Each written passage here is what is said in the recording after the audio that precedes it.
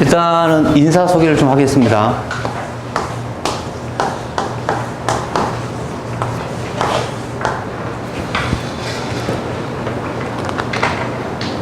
저 처음 보신 분?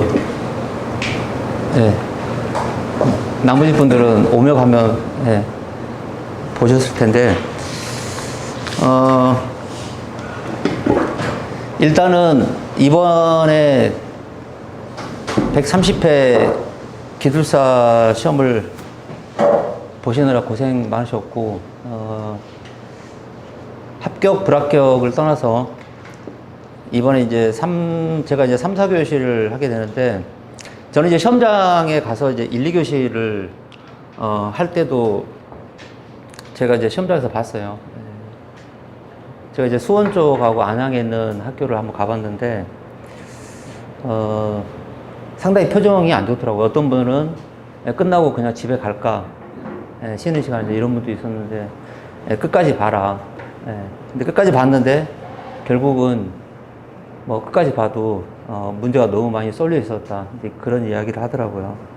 그러면서 이제 한편으로는 뭐라 그러냐면, 이 문제가, 새로운 문제가 조금 나오다 보니까, 새로운 거를 많이 해야 되지 않느냐라고 하는데, 이번 문제에서 새로운 거는 사실 없죠. 그죠? 새롭다라고 여러분들이 느낄 뿐이지, 새로운 거는 하나도 없어요. 뭐, 우리가 예를 들어서 FRT라는 것도, 요즘에 변동성 때문에 해야 되고, 그 다음에 LVRT도 해야 된다. 근데 이제 왜 이게 어렵냐? 결국은 본인이 이제 시험을 보기 위해서는 그 시험에 맞게 준비를 해야 되는데, 이제 이게 안 돼 있다는 거죠. 그리고 25분이라는 시간 동안에 과연 내가 얘를 읽어서, 쓸 수 있겠냐, 없겠냐. 이제 이게 상당히 중요해요. 그래서 이제, 시험을 보시면서 이제 그런 좀 애로사항이 있었고, 어쨌든 저는 이제 1, 2교시, 그 다음에 OT를 하셨기 때문에 전체적인 내용은 이제 다 아실 거고, 뭐 계속 강조해봐 식상한 거니까, 저는 이제 3, 4교시에 대해서 말씀을 드리는데, 내용은 이 프리에 나와 있는 내용을 참고로 보시면 되고요. 일단 3교시부터,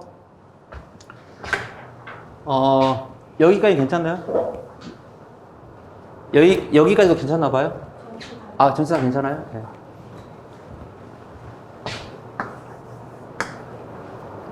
그 다음에, 이번에 이제 유튜브를 보고 계시는 우리 연구반, 술사님들도, 예, 화면을 통해서 좀 안부를 전하겠습니다. 3교시에, 1번 문제를 여러분들이 이제 보시면, 이 여러분들이 문제풀이를 왜 듣느냐, 이게 이제 굉장히 중요하죠. 문제풀이 듣는 거는 이 풀이집이, 잘 됐냐, 안 됐냐, 이것도 중요하지만, 여러분들이 문제풀이 통해서 뭘 해야 되냐면, 앞으로 작전을 짜야 된다는 거죠. 다음 시험이 8월 며칠이죠?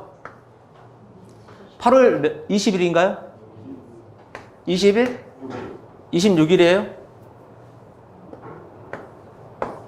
8월 26일 시험을 이제 대비를 해야 되는데, 이번에 나왔던 문제에서 8월 26일 시험하고 관련이 좀 있겠냐, 없겠냐, 이제 이런 것도 좀 생각을 해봐야 되고, 그 다음에 전체적인, 이 문제풀이나 이번에 시험을 보신 분들이, 어떤 생각을 갖고 답안지를 썼느냐, 이제 본인 거가 합격이 되냐, 안 되냐가 이제 상당히 중요한 내용이잖아요.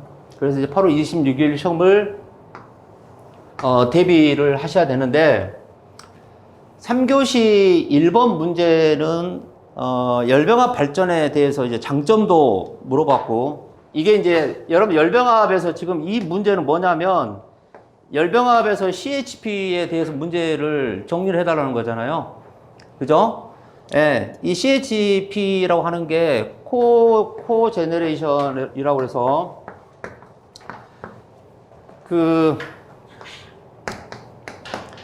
코제너레이션이나 CHP의 일반적인 내용을 하는데, 이 사람이 지금 강조하는 거는 무엇을 강조했어요? 대용량이라고 그랬어요? 중용량이라고 그랬어요? 중용량이죠, 중용량. 그 다음에 CHP에서 장점을 일반적인 걸 하나 표현해주고, 그 다음에 이 중용량이 뭐냐. 예, 이게 여러분들 전형적인 이 문제가 최근에 어디에서 나오는 문제들이죠? 얘가 전형적인 우리 지역에 관련되어 있는 분산 전원, 지역 난방, 소규모 발전을 이용해서 열 부하를 공급하는 도시.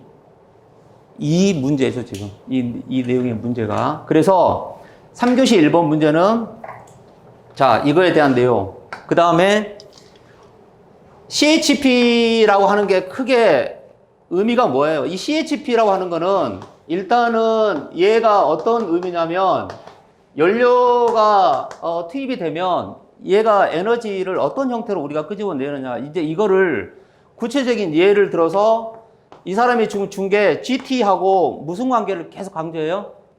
ST 관계를 계속 강조하죠. 예, GT하고 ST 관계를 계속 강조한다는 거는 이 GT 운전이 조금 더 많을 수가 있다. 그 다음에 열부하 운전을 조금 많이 할 수도 있다. 이제 이런 관계죠. 예. 그 다음에 얘가 이렇게 넘어가서 GT에서 ST의 구동 관계로 넘어가서 이 사이에 어떤 시스템이 있어야 되느냐. 그거를 우리는 HRSG라고 하는 거를 지금 강조를 했죠. 그 다음에 이렇게 운전을 많이 할 거냐. 예를 드는 겁니다. 이렇게 운전을 많이 할 거냐의 대표적인 게 뭐예요? 어떤 정기적인 특성의 운전을 많이 할 거냐, 열부하 특성의 운전을 많이 할 거냐. 그래서 여기 풀이에 나와 있는 내용 중에서 여러분들이 일단은 지금 1번 문제, 3교시 1번 문제에서 강조하는 거는 HRSG, HP, IP, LP 이런 것들을 지금 줬다는 거잖아요. 이거는 뭐냐면 여러분들께 일단 뭐를 주기 위한 거냐면 당신이 이 문제를 받으면 얘에 대한 정확한 이 디바이스에 대한 명칭을 해석할 수 있냐부터 시작하는 겁니다. 이 문제 사실. 그래서 클러치가 어디하고 연결되어 있어요? 클러치가 어디하고 연결되어 있나요? 중압하고 LP하고 연결되어 있죠. 이제 이런 관계를 한번 개요적으로 풀어달라. 시간은 25분이란 말이에요. 예. 그러니까 이 문제는 시스템 도어를 일단 해석을 조금 여러분들이 성의를 표시를 해야 되고, 그 다음에 또 하나는 얘를 통해서도 발전이 돼야 되고 얘를 통해서도 발전이 돼야 되고, 그 다음에 거기에 들어있는 HTR이라고 하는 게 HTR이 뭐라고 써져 있어요? 네, 이게 히트를 트랜스퍼하는 건데 얘가 이제 그럼 여러분 보세요. 이 열교환기하고 급수 저장 탱크하고 우리가 소위 말하는 드럼하고의 관계를 여러분들이 구분할 수 있냐 이거죠. 이 문제가. 그래서 이제 이렇게 조금 답을 정리해 가야 된다. 그래서 이제 1번에 나와 있는 내용하고 그 다음에 여기서는 이제 뭐냐면 열 부하하고 전기 부하 추정. 그러니까 38페이지에 나와 있는 38페이지, 39페이지에 보시면 열 부하하고 전기 부하 추정인데 우리 39페이지에 예를 들면 열 부하 그러면은 어떤 시스템이 들어있나 봐보세요. DH라는 시스템이 들어있죠. 열 부하 시스템에서는. 근데 다음 문제 봐보세요. 다음 문제 보시면 전기 부하 추정은 어떤 시스템이 빠져 있어요? 방금 나와 있던? 그렇죠. DH가 빠져 있죠. DH. 예, 이 DH가 바로 뭐냐면 열을 팔기 위해서 하는 일종의 뭐예요? 지역 난방의 개념이죠. 열을 이제 열을 분배해서 팔기 위한 거죠. 그래서 이제 이 시스템을 가지고 모두 1, 2, 3, 4로 해석할 수 있냐 없냐 그런 문제가 이 문제죠. 물론 이 문제도 우리 교재에 그대로 있었던 문제를 조금 갖다가 잘 그려서 집어넣으면 되는 문제가 바로 이 문제고요. 자, 그 다음에 2번 문제는 자 보세요. 저속기가 뭡니까? 부터 시작해서 자, 가바나가 뭡니까? 이렇게 시작했죠? 그 다음에 이 가바나는 어떤 상태냐면 속도를 조정하는 조종률이 있고 그 다음에 속도를 변동하는 변동률을 당신이 한번 표현해 볼 수 있냐? 지금 이걸 준 거죠? 자, 이렇게 주고 그 다음에 이 문제에서 뭘 줬어요? 전격의 용량을 발전기 전격을 얼마로 줬죠? 자, 4만으로 줄 테니까 이 4만으로 해석을 하고 그 다음에 전격 주파수는 얼마를 줬죠? 60Hz로 줬나요? 네, 65로 줬다. 그래서 이 주파수가 어떻게 바뀌었냐면 60.2로 바뀌었을 때, 그렇다면 이 발전기의 값은 어떻게 됩니까? 이 발전기는 어떻게 운전해야 됩니까? 이렇게 물어본 거 아니에요? 그러면 채점의 배율은, 채점의 분배는 어떻게 되겠어요? 이 가바나에 대한 내용을 여러분들이 일단은 개략적으로 정리해야 되죠. 그 다음에 얘는 뭘 의미하고 얘는 뭘 의미합니까? 예. 얘는 뭐고 얘는 뭡니까? 그러면 이 문제에서 이렇게 준 거는, 이렇게 해석하라는 거는 얘에 대한 해석을 여러분들이 할 수 있냐 없냐, 이제 이거를 끄집어내는 거죠.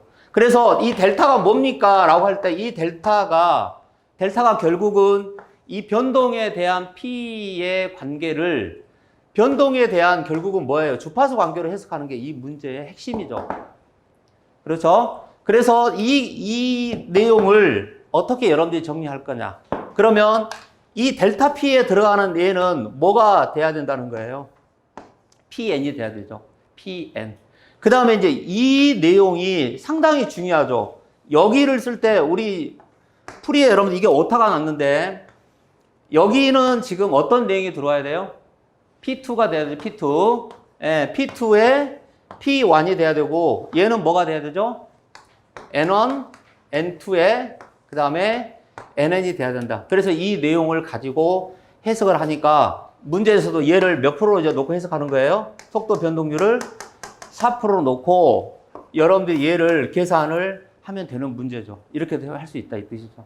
그러면 얘도 끄집어냈어야 되고, 그 다음에 얘도 끄집어내야 되고, 그러면 결국은 이 답안지는 좋은 모델이 필요한데, 얘를 끄집어내서 해석하려면은 여기서 어떤 커브를 우리는 얘를 해석해야 됩니까? 예, 뭐를 우리는 해석을 해야 됩니까? 이걸 여러분들 표현할 때 얘부터 시작해서 여기까지 들어갈 때 얘는 어떤 위치고 얘는 어떤 위치고 얘는 어떤 위치다. 이 T에 대해서 이렇게 해석하는 게 여러분들이 해석을 가장 잘했다 이 뜻이죠. 예. 그래서 이제 이 수차별의 속도 조종률은 화력기가 얼마 정도 되고 수력기는 얼마 정도가 된다. 이제 이렇게 좀 여유가 있으면 치고 들어가면 좋은 문제가 되는 거죠. 그러니까 이 문제는 굉장히 고전적인 문제죠. 예. 굉장히 고전적인 문제죠. 이것도 뭐 물론 우리 교재 다 있습니다만 굉장히 고전적인 문제다. 그래서 속도 조종률, 속도 변동률. 우리 속도 변동률을 다른 말로 뭐라고 그래요? 속도 상승률이다. 이제 이렇게도 표현한다 이 뜻이에요. 그래서 이런 관계를 답안지에다가 이렇게 입혀야 돼요. 그러면 여러분들이 만약에 이 문제를 선택했다. 그러면 선택했다라고 하면 이 계산 문제까지 풀어서 이 계산 문제의 결과가 어차피 여러분들 이 속도 조종률을 하려면 이 커브를 그려내야 되는 거잖아요. 그죠? 이 커브를 그려내면 지금 현재 이 발전기 출력이 이만큼이었는데 얘가 주파수가 이렇게 됐으니까 얘가 얼마가 되겠습니까? 지금 이걸 물어본 거 아니에요? 그렇죠? 그러면 여기까지 일단 결론을 내려주는 게 맞다 이 뜻이죠. 그렇죠? 그러면 이 값은 여러분 예를 들어 시험장에 가서 이 계산을 했는데 4만이 넘었다 그러면 일단 틀린 거예요? 맞은 거예요? 계산 결과값이. 일단 틀린 거죠? 예, 4만이 넘었다는 거는 일단은 계산 결과가 틀렸다라고 본다. 예, 이런 뜻이에요. 그 다음에 또 하나는 이 내용들을 표현할 때 속도 조종률하고 얘하고 커브가 맞아야 되는 거죠. 예, 직선 특성이. 예, 그래서 이렇게 맞게 해석해야지만 채점할 때 OK가 떨어진다. 이렇게 보시면 되겠습니다. 자, 그 다음에 3번 문제를 보시면 자, 3번 문제를 자 보세요. 여러분 3번 문제를 우리 일반적인 기술사를 준비하시는 분들이 3번 문제를 경험을 할 수 있을까요? 굉장히 힘듭니다. 예, 이거 여러분 현장에 계셔도 이 부분은 상당히 힘들어요. 그리고 또 하나는 우리 건축 전기 또는 뭐 건축이나 토목이나 기계 분야를 보더라도 우리 전기가 핵심적인 역할을 하는 분야가 있고 조금 약간 뒤로 좀 밀리는 분야가 있는데 3번 같은 경우에는 해상풍력을 건설할 때 어떻게 될 거냐 이런 내용은 개략적인 지식을 갖고 이 문제를 사실 도전을 했어야 된다 이 뜻이죠. 그러니까 이 문제를 위해서 우리가 해상풍력의 건설을 아주 깊이 들어가지는 않았을 거다. 예, 이제 이런 뜻이고. 그럼 이제 이 문제도 보세요. 앞으로 이제 8월 달에 시험도 마찬가지인데 8월 달에 시험도 마찬가지예요. 3번 문제를 보시면 3번 문제가 출제자가 몇 개를 줬어요?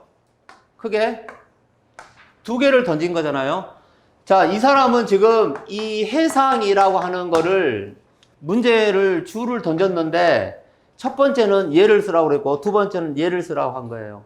그러면 이 사람은 무슨 의도가 있냐면 여러분들이 어차피 이 내용을 있잖아요.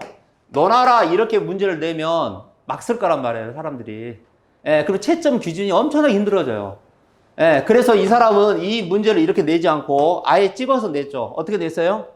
첫 번째는 구조하고 특징을 그대로 던진 거죠. 구조와 특징은 어떻게 됩니까? 이 구조와 특징은 어떻게 됩니까? 두 번째는 뭘 던졌죠? 해제 케이블을 하는데 굴착을 할 겁니까? 비굴착으로 갈 겁니까? 케이블을 어떻게 포설할 할 겁니까? 이렇게 물어본 거잖아요.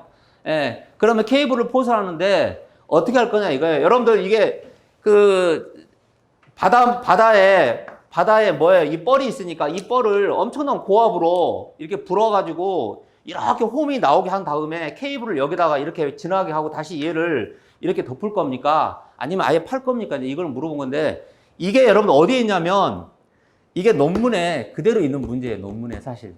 예. 이게 어떤 특정 논문에 그대로 있는 문제예요. 이게 안 바뀌어요. 거기서 뭐라고 나오냐면 해저 케이블의 구조하고 특징에 대해서 이 논문을 설명하겠다. 이렇게 시작하는 문제가 있어요. 그래서 여기에 나와 있는 내용에 보시면 일단 해상풍력의 건설이 왜 확대가 될 거냐. 이제 이거를 개요적으로 일단 여러분들이 하나 풀어주는 게 좋죠. 예, 이렇게 2개를 던졌지만 여러분들이 답을 쓸 때는 얘를 개요적으로 풀고 얘를 2번째로 끌고 가고 얘를 3번째로 이렇게 끌어내려서 이렇게 답을 써야지만 좀 부드럽죠. 그 다음에 왜 우리가 해상풍력에서는 왜 케이블을 적용하는데 특히 이 케이블이 중요한 이 검토사항이 되냐 이거죠. 일반 육상에서 하는 방식이 아니고 해상에서 사용하는 이 케이블이 어떤 문제냐. 특히 여기서 또 강조하는 거는 1호사예요? 아니면 345예요? 뭐예요? 1호사라고 특정 전압을 줬잖아요. 그러면 이런 것들을 조금 이렇게 여러분들이 이 개요적으로 끌고 와야 돼요. 그 다음에 또 하나는 해저 케이블이 있는데 그러면 우리가 윈드팜이라고 해서 이제 그 풍력 발전 단지가 있잖아요. 그럼 풍력 발전 단지가 요즘은 이제 REC도 많이 폐지가 된다. 너무 과하다라고 해석을 하는데 그러면 이 윈드팜에서 여기 변전까지 끌고 오려면 결국은 이 전력 케이블을 어떤 방식으로 쓸 거냐. 근데 여기에서는 지금 여러분들의 3번 문제는 잘 읽어야 되는 게 154kV AC 해저라고 분명히 강조했어요. AC. 그러니까 우리는 얘를 HVDC급으로 해석을 하느냐 아니면은 HVAC급으로 해석하느냐 이 키인데 이 사람이 여러분들 지금 시험장에 가면 정신이 없단 말이에요. 이 출제자들이 이 문제를 딱 던지면 일단 여러분들이 이제 1, 2교시 때 약간의 뭐가 있었냐면 조금 당황이 됐죠. 일단 문제에 대해 주눅이 들었단 말이에요. 그러면 3, 4교시 때도 계속 가게 되면 이제 이 문제를 잘 못 봐요. 그래서 이제 이 사람이 154의 AC 방식을 강조를 했으니까 이런 내용의 키도 여러분들이 이렇게 읽어서 적용을 해야 된다. 그래서 결국은 뭐예요? 이 HV급의 AC 계통의 154를 이용해서 해상에 있는 에너지를 가져오겠다. 이제 이런 방식을 나타낸 거잖아요. 예, 그래서 이 3번 문제가 몇 년 전에 나왔던 어떤 문제의 형태를 변형시킨 거냐면, 여러분 우리 해저 케이블의 손상, 이런 관계 때문에 강대 외장이나 그 다음에 그 낚싯배나 오구에 의해서 해저 케이블이 손상받을 수 있는데 어떻게 해야 됩니까? 이런 문제. 그 다음에 HVDC 만약에 해저 부분으로 들어가는 인입 부분에 어떻게 보강해야 됩니까? 이런 문제가 나왔던 문제의 변형이에요. 예. 그래서 이제 앞으로는 그러면 이제 해상인데 중요한 거는 여러분도 아마 눈치가 조금 빠르신 분들은 이번 시험 문제에 하나같이 변동성이라고 해서 다 뭐냐면 다 이거 여러분 태양광 있죠? 우리나라는 일단 주가 태양광이니까. 그 다음에 풍력. 지금 여러분 보세요. 오늘 했던 이 문제가 태양광 풍력에 관련된 문제가 나왔죠. 근데 뒤에 가면 또 FRT나 LVRT도 다 뭐예요? 이 풍력이나 태양광에 관련된 문제들이 많죠. 그러니까 문제를 완전히 앞으로는 신재생에서 얘네들이 당분간은 다뤄질 수가 있어요. 그러면 저번에는 이 풍력에 대한 문제가 어떤 게 나왔었죠? 저번에 어떻게 할 거냐? 부유식을 할 겁니까? 아니면 고정으로 할 겁니까? 이제 이렇게 나왔잖아요. 잠수식을 할 겁니까? 이제 이런 내용들도 시험 문제 나왔으니까 이 풍력에 대한 내용은 한동안 나올 수 있어요. 이해가 두 개의 축이, 그러니까 신에너지가 3개 영역이고 그 다음에 재생에너지가 8개 영역이라고 가정했을 때 이 재생에너지가 지금 얘네들이 여기에 들어가 있는 거잖아요. 그죠? 그 다음에 신에너지는 어차피 뭐예요? 연료전지하고 그 다음에 IGCC 정도가 제일 많이 출제가 되죠. 예, 그러니까 이런 특징들을 잘 알고 해석을 하시면 좋죠. 그래서 이제 이런 문제가 있었다. 이렇게 보시면 되고, 그 다음에 4번 문제를 볼까요? 이번에 4번 문제를 터치하신 분 손 들어보세요. 4번 문제. 있어요? 터치를 한 거예요? 아니면 완벽하게 썼다? 아니면? 간이 빼고는 다 썼어요. 그래요? 잘했어요. 네. 그럼 혼자만 이제 썼다고 가정하면 이제 여기에 표본이 되는 거죠. 자, 이게 지금 3교시 4번 문제잖아요. 여러분 이제 4번 문제는 이렇게 이제 구경을 나들이를 한번 해봐요. 이 문제를 어떻게 이 출제자는 냈는지. 4번 문제는 어떤 내용이냐면, 일단 4번은 뭐부터 어렵냐면, 일단 얘는 용어부터 어려워요. 왜 어렵냐? 첫 번째는 뭘 던졌지, 이 사람이? 무슨 전국법? 이전국법 아니에요? 그죠? 이전국법이 있고, 두 번째는 뭘 던졌어요? 위너의 사전국법 던졌잖아요. 그 다음에 세 번째는 뭘 던졌죠? 예. 이거 슐렌버거 던졌죠? 그 다음에 네 번째는 뭘 던졌어요? 간이. 이게 던졌잖아요. 이 문제를 제가 말씀드렸는데 1, 2, 3, 4 얘가 시험 문제에 나왔을 때 뭐부터 정확하게 안 그리면 이 문제는 해석이 안 되냐면 얘에 대한 모델링, 얘에 대한 모델링이 일단 나와야 돼요. 얘에 대한 모델링이 안 나오잖아요. 그럼 문제를 해석할 수가 없다. 그래서 이제 이번에는 이런 문제를 놓쳤다라고 가정하면 다음에 이제 여러분 공부하실 때 여기에 이제 하나 끼워 들어가야 될 게, 과거에 여러분 혹시 전기기사 공부하신 분들은 아시지만 삼전극도 있죠. 삼전극법까지 이제 공부를 좀 해두면 좋죠. 근데 이제 이런 문제를 과연 내가 잡아야 되냐 말아야 되냐, 그거는 다른 문제가 다 된 다음에 여러분들이 꼭 잡으셔야 돼요. 다른 문제가. 그리고 이 4번 문제를 해석을 하려면 이 사람이 마치 우리가 이제 예를 들어서 우리 저항 R을 표현하게 되면 어떤 문제냐면 얘를 이용해서 뭐를 한다는 거죠? 이 문제 출제자가 던진 거는 얘네들 가지고 뭐를 하겠다는 거예요? 결국은 이 대지에 뭐를 구하는 거예요? 고유저항을 구하는 거죠. 대지의 고유저항. 대지 고유저항을 한번 구해봐라. 그래서 여러분들 예를 들어 우리가 도체가 됐든 우리가 대지가 됐든 다 마찬가지인데 저항 R을 로 A분의 L이라고 이렇게 가정하는 거잖아요. 예. 그럼 로 A분의 L인데 마치 이 로가 의미하는 게 뭐예요? 이 로가 의미하는 게. 로가 의미하는 거는 얘가 결국은 L분의 RA다 이제 이런 의미를 갖고 있잖아요. 그래서 얘는 메타의 의미를 갖고 있을 거고 얘는 이 면적의 의미를 갖고 있다 이런 의미니까 마치 당신이 얘를 계산할 때 옴 메타라고 하는 개념을 한번 해석해달라 이 뜻이에요. 그러면 이 로를 어떻게 구합니까? 라고 했을 때 이정극법으로 구할 때는 내가 얘를 이정극법에 대한 해석을 할 수 있어야 된다. 그럼 이정극법을 해석하려면 얘가 이제 우리가 일종의 이렇게 그린다는 거는 다 뭐야? 이게 구죠, 구. 구의 면적이니까 구의 면적이라고 하는 거는 어떻게 구하는 거예요? 우리가 일반적으로 학교 다닐 때 해석하실 때 그렇죠. 이게 4파이 R자승이 구의 면적 아니에요?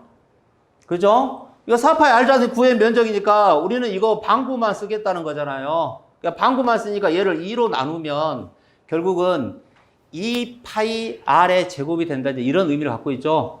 예. 그래서 우리 풀이에 보시면 다 어떤 개념을 해석해요? 2파이의 개념을 다 해석하죠. 그거는 이제 기본이 뭐예요? 방구라는 개념을 해석하겠다 이 뜻이죠. 예. 그래서 이제 이 그림을 이런 그림을 마치 위에서 보는 모양으로 그리면 이게 전극이 있다 그러면 이 전극에 전류가 흐르잖아요. 그러면 이렇게 해서 뭐가 이게 이 전개구가 이렇게 형성이 된다는 거잖아요. 이렇게 형성이 돼서 얘 고유저항을 우리가 알아야지만 뭘 할 수 있는 거예요? 고유저항을 알아야지만. 그렇죠. 예, 결국은 이 접지를 할 때 이 접지 저항이 얼마입니까를 해석할 수 있는 거잖아요. 이 접지 저항이 너무 크면 문제가 발생하고 접지 저항을 적당히 해야 되는데 이 접지 저항을 완전히 많이 줄이는 게 다 이게 다 돈하고 관련된 거 아니에요? 예. 그래서 이제 이런 것들을 하는데 주로 제일 많이 쓰는 게 뭐예요? 위너의 사정극법이다. 그래서 이 내용을 할 때 원래는 여러분들 나중에 이제 시험장에 가잖아요. 그러면 이렇게 나왔을 때 타깃은 얘 두 개를 설명을 잘 하는 거예요. 얘 두 개 설명을 잘 하고 얘와 얘는 넘어갑니다. 이렇게 하는 거예요. 그러면 자 보세요. 여기 내용에 보시면 얘는 아까 이제 우리 표현한 것처럼 이렇게 이제 반구로 그려서 이렇게 표현했죠. 물론 이 전류는 다 흘려야 되죠. 그런데 위너의 사전극법을 해석할 때는 위너의 사전극법은 어떻게 돼 있어요? 요렇게 막대가 있는데 어디가 커런트, 어디가 전류 단자예요? 어디가? 여기가 전류 단자죠? 예, 이게 C1이잖아요. 그 다음에 얘가 포텐셜을 의미하는 P1. 얘는 뭐예요? C2, P2, C2 이렇게 돼 있죠. 예, 그러니까 이런 등가의 모델부터 해석을 할 수가 있냐 없냐. 그래서 V하고 여기에 암페어가 이렇게 존재하는 그림을 표현해야 되죠. 그러면 자 보세요. 위너의 사전극하고 여기에 있는 얘하고 이 전극의 차이가 뭐다라고 여러분들이 해석을 하면 얘는 사실 끝나는 거예요. 그러니까 위너의 사전극은 얘들을 이 스판을 다 A로 잡았잖아요. A로 잡았죠. 근데 슐랭베거는 뭐라고 써놨어요? 그렇죠. 여기를 어떻게 한 거야? 여기를 등가적으로 하나를 쪼갰죠. 예, 얘를 쪼개서 어떻게 표현했어요? 이렇게 나타냈죠. 이렇게. 예, 이런 차이점을 갖고 있습니다. 예, 그래서 얘를 다른 말로 뭐라고 써놨어요? 보시면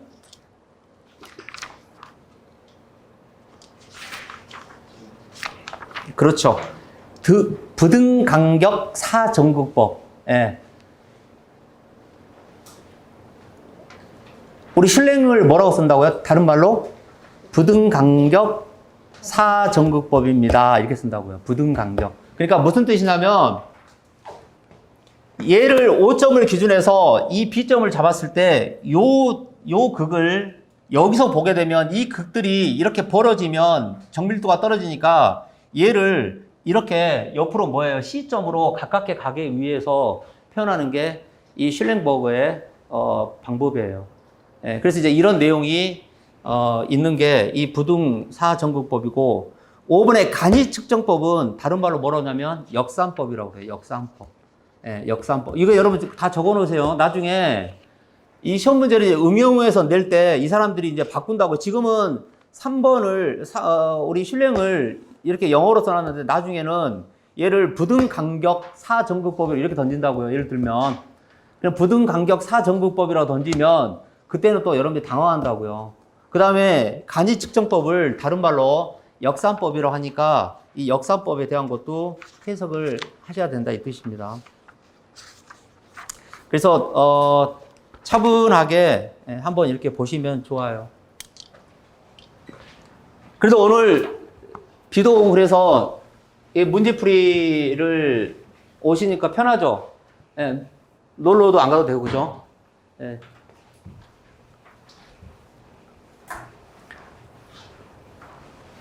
내일 또 내일하고 모레 계속 연휴니까 얼마나 좋아요.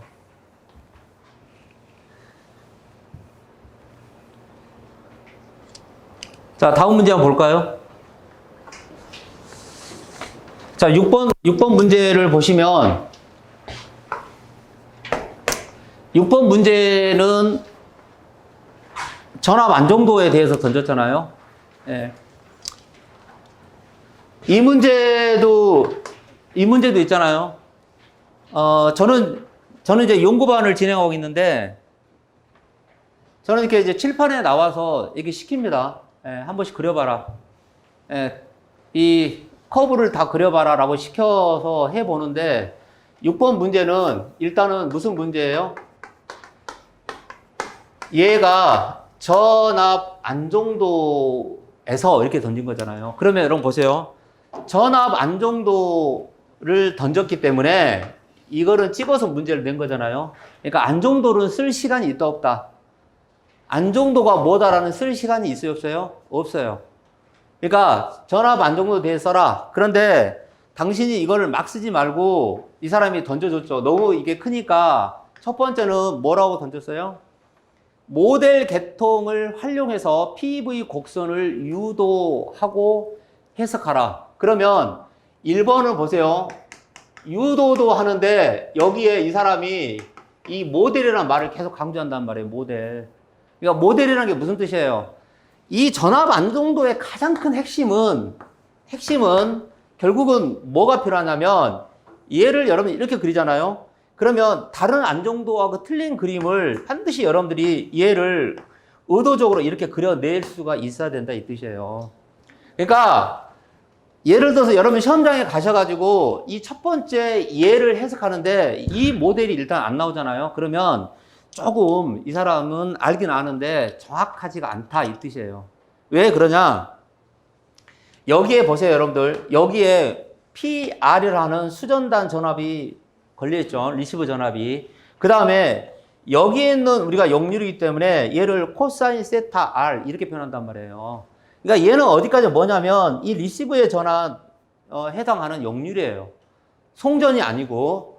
그 다음에 여기에서 존재하는 VS라는 게 존재하고 요노마가 VR인데 이 VS하고 VR이 있고 여기에 전류가 존재하고 이노마가 JX라고 가정했을 때 전압 안정도의 그럼 여러분 보세요. 전압 안정도의 정의가 뭐냐? 이것도 여러분 쓸 수 있어야 되고 그러면 전압 안정도를 저해하는 요인이 뭡니까? 이제 이걸 알아야지만 이 문제를 엮을 수가 있죠. 예. 그러면 첫 번째는 이 사람이 이렇게 가지고 두 번째 뭐를 그리라고 그랬어요? PV 선도를 그려내야 된다 이 뜻이에요. 그 다음에 두 번째는 어떤 걸 던졌죠? 자, 두 번째는 이제 이거를 건너뛰고 그 다음에 뭐냐? IV 커브를 그릴 수가 있습니까? 예. 그 다음에 세 번째는 뭐죠? QV인가요? QV 커브를 그릴 수 있습니까? 자, 보세요. PV도 해석을 하셔야 되고 IV도 해석을 했으면 좋겠다 이 뜻이잖아요. 그 다음에 QV도 해석을 하면 좋겠다. 예. 그 다음에 마지막에 이제 뭘 던졌어요? 그러면 전압 안정도를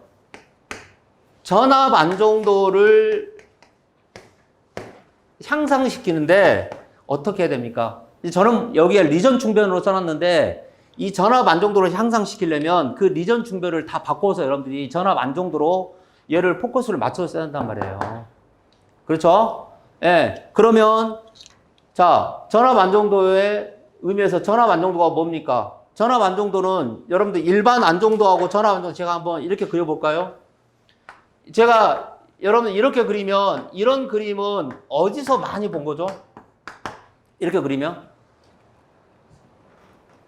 이런 그림은 F를 제가 사고를 줬기 때문에 사고가 난 거죠. 사고가 나면 두 개의 회선을 이용하다가 한 개의 회선이 아웃됐어요. 그러면 전력 전송은 우리가 그냥 단순하게 해석하면 2분의 1을 줄 거다. 그러면 여기에 있는 전력을 이렇게 전송하는데 문제가 있다. 이걸 해석하는 게 과도 안정도 해석이죠. 그죠? 이게 이제 기본 과도 안정도 해석 모델이란 말이에요. 근데 이렇게 해석하는 건 뭐예요? 전압 안정도의 해석이다. 그래서 얘를 해석을 하고 싶다. 그러면 유도를 해야 된다. 그래서 여러분 유도를 하려면 뭐가 필요해요? WR이라고 하는 거를 WR, PR, VR, VS 관계에서 수전 전력을 해석해야 된다는 뜻이에요. 그래서 WR은 PR 플러스 J의 QR인데 여기에서 보시면 PR 플러스 JQR은 어떤 의미다? 얘가 수전단을 표현하기 때문에 VR에다가 I의 컨주게이션을 해서 표현한다 이 뜻이죠. 예. 그래서 여러분들이 얘를 이렇게 들어가야 된다 이 뜻이죠. 그러면 만약에 여러분 시험장에 가서 나는 얘를 이런 모델로 이렇게 그려냈어요. 그러면 이렇게 그려버리면 어떤 해석이 되는 거죠? 수전단을 무한대로 보는 거죠. 지금은 여러분들 이렇게 그리면 마치 얘가 어떤 의미예요? 얘를 0으로 보겠다는 의미잖아요. 0으로 본다는 거는 얘를 우리는 해석을 안 하겠다 이 뜻이죠. 안 하겠다. 그러니까 결국은 뭐예요? 이 빨간색으로 해석한다는 거는 의도적인 이 VR이 결국은 세타로 보겠다 이 뜻이죠. 그러면 얘는 뭐가 되는 거예요? VS는 델타 관계가 된다. 그래서 얘를 정리하면 VR에 얘가 그래서 세타의 R 이렇게 집어넣어야 되는 거죠. 네. 그 다음에 I는 어떻게 표현하겠어요? J, X. 네. I는 어떻게 표현하겠어요? JX에 VS-VR에 얘를 컨주게이션해서 그럼 여러분 시험장 가면 이럴 시간이 있다 없다? 없어요. 없단 말이에요. 그러면 여러분들 얘를 25분 동안에 지금 몇 개 항을 던진 거예요? 이거, 이거를 언제 25분 동안에 이거를 해석하냐고. 이건 저도 못해요. 그러니까 결국 여러분들 어떻게 풀어내야 되느냐? 이 사람이 유도를 하라는 거는 이거를 여러분 유도하라는 거는 이 사람이 지금 이렇게 쓸 건지 이렇게 쓸 건지 보겠다는 거예요. 이렇게 쓴다는 거는 PS 플러스 J의 QS로 표현하겠다는 거잖아요. 그러면 뭐가 바뀌는 거예요? VS로 표현할 거 아니에요. 그럼 벌써 이 사람은 해석이 잘못됐다 이렇게 해석한다고요. 예. 그래서 일단은 요 해석으로 들어가야 되죠. 그 다음에 이렇게 나와서 얘 결과를 끄집어내면 그래도 우리는 이 문제에서 PR하고 VR에 대한 이 결과의 의미는 알고 있어야 된다 이 뜻이에요. 그렇죠? 그래서 얘를 표현할 때 이 PR과 VR을 표현할 때 얘는 VS에다가 곱을 해서 이 밑에 값이 뭐가 들어가고 위에 값이 뭐가 됩니까? 그죠? 이 결과가 여러분 다 나와야 된다는 거죠. 그 다음에 얘는 VS의 제곱을 취해서 2x의 코사인 세타의 R 이렇게 표현해서 얘를 표현해야 된다. 그러면 이렇게 됐습니다라고 했을 때 첫 번째 모델이 나올 때 얘를 가지고 나는 이런 커브를 그려내겠습니다. 예. 그래서 얘가 어떻게 나와야 되는 자리죠? 여기가 PR, 여기는요 VR. 이게 여러분 이거 다 보겠다는 거죠. 예. 그래서 얘를 이렇게 잡아서 노트 얼마에? 노트 2? 그러면 여기가 뭐가 걸리죠? PR에 예, 맥스 얘를 해석하겠다. 예. 그러면 이제 해석을 해야 된다는 거잖아요. 예. 해석할 때는 여러분 해석할 때는 이 점을 하나 잡아줘야 되죠. 그죠? 이 임계점을 말고 해석한다는 건 여기는 지금 어떤 의미예요? 이 코사인 세타가 이라는 의미를 해석한 거잖아요. 그러면 해석한다는 거는 결국은 VH라는 점하고 VL점을 해석을 해야 된다 이 뜻이죠. 네. 그래서 이 VH 관계는 두 개의 운전점이 되는데 얘가 어떻게 됩니까? 네, 이런 의미를 가지고 해석하는 거죠. 그 다음에 IV하고 QV도 마찬가지예요.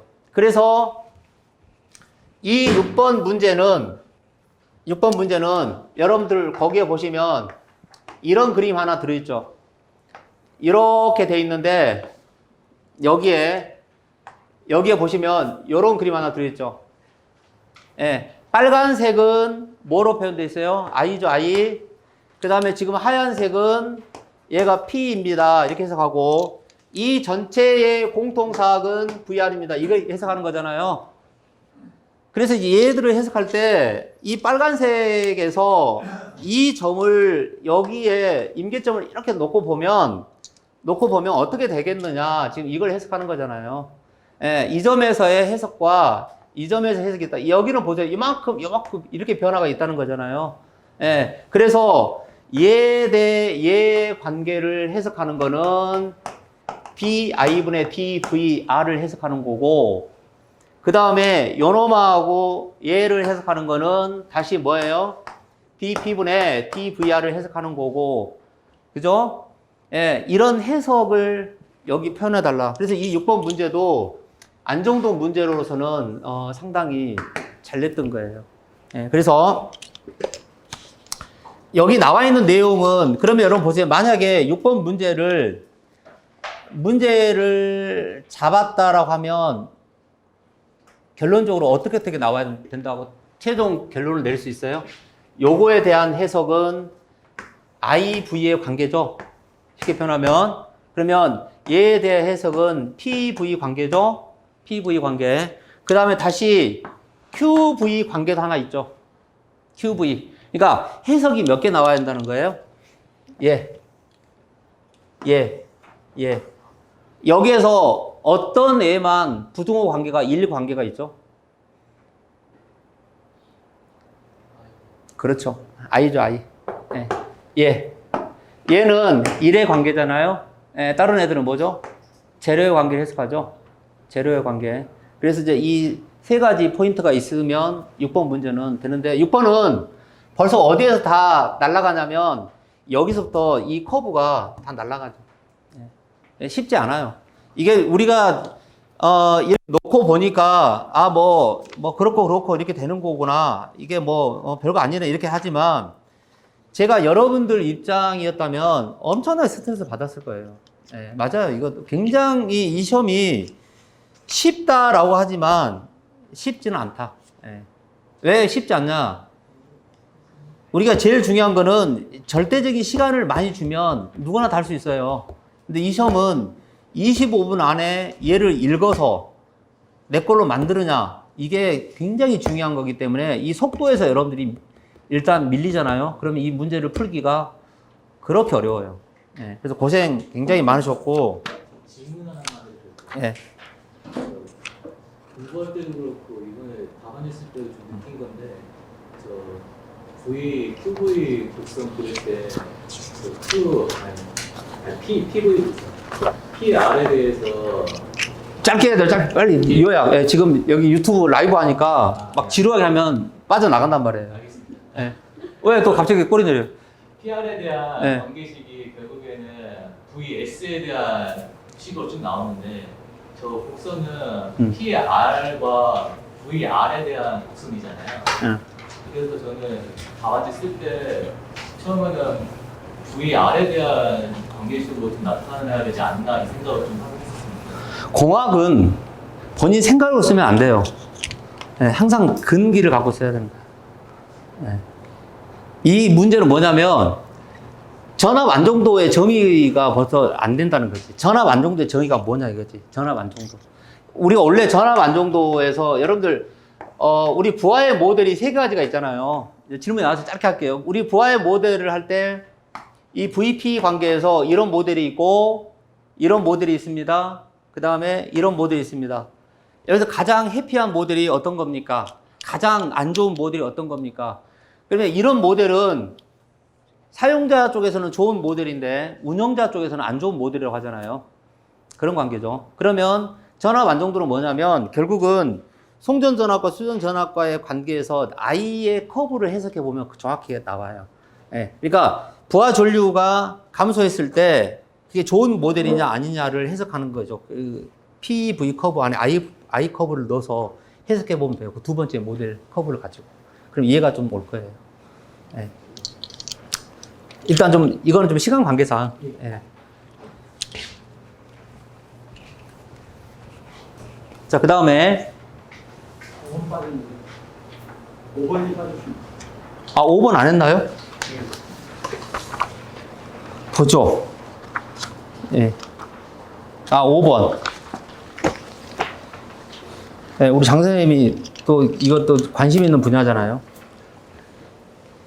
5번에 보시면 5번은 이번에는 영어를 뺐어요, 영어. 예. 여러분, 그 전에 시험 문제 낼 때 5번은 뭐냐면 비기술적, 예. 비기술적을 non technical loss라고 저번에는 영어로 줬어요. 예. 그 다음에 밑에는 뭐예요? 기술적 손실, 테크니컬 로스잖아요. 그러니까 이 사람들이 이 시험 문제를 이제 응용해서 내라 그러니까 저번에는 가로 열고 영어까지 줘서 얘를 해석을 했는데 이번에는 그 영문을 싹 다 빼고 뭐 했어요? 기술적, 비기술적 이제 이렇게 해석했어요.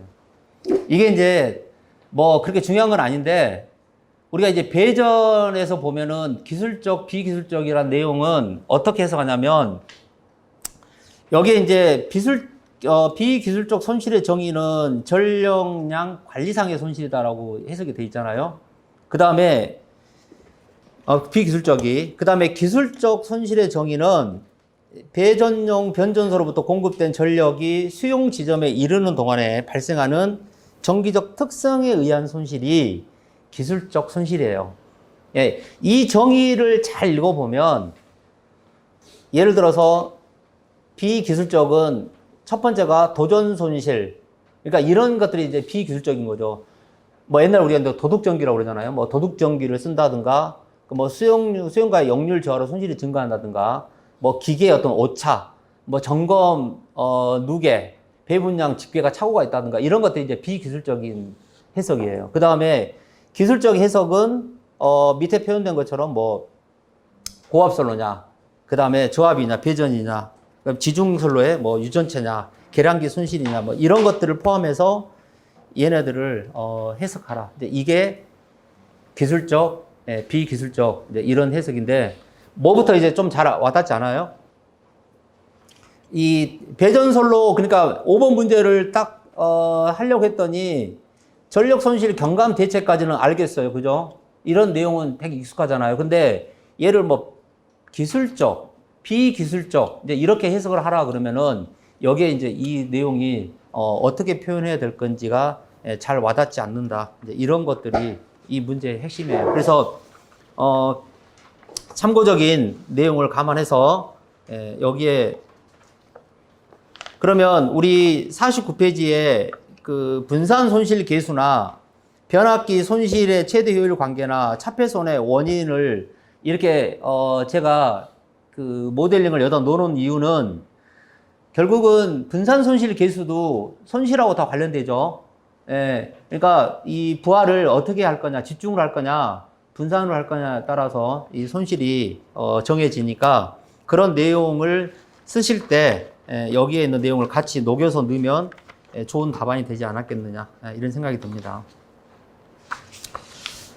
됐죠? 네, 그 다음에 이제 6번으로 갈게요. 6번이 아니고 4교시.